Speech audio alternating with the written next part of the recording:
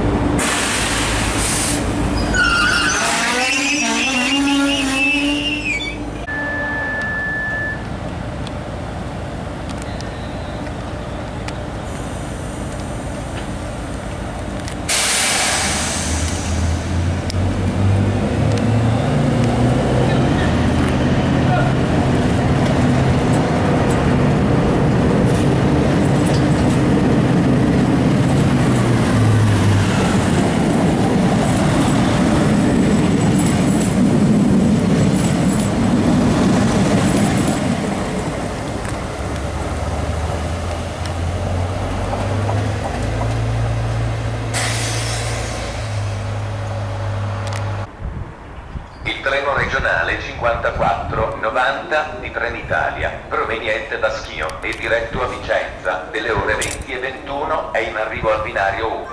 Attenzione! Allontanarsi dalla linea gialla. Ferma in tutte le stazioni. Attenzione! Si rammenta che è vietato aprire le porte esterne dei treni e salire o scendere quando non sono completamente fermi.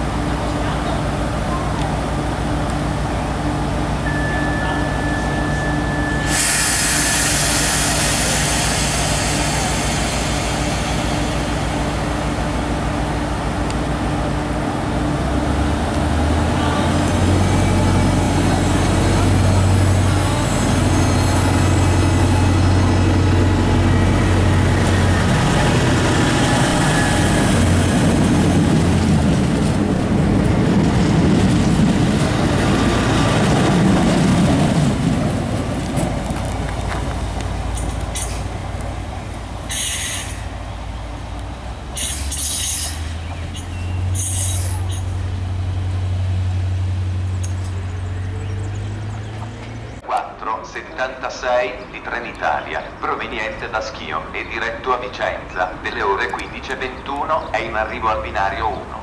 Attenzione! Allontanarsi dalla linea gialla. Ferma in tutte le stazioni. Attenzione! Si rammenta che è vietato aprire le porte esterne dei treni e salire o scendere quando non sono completamente fermi.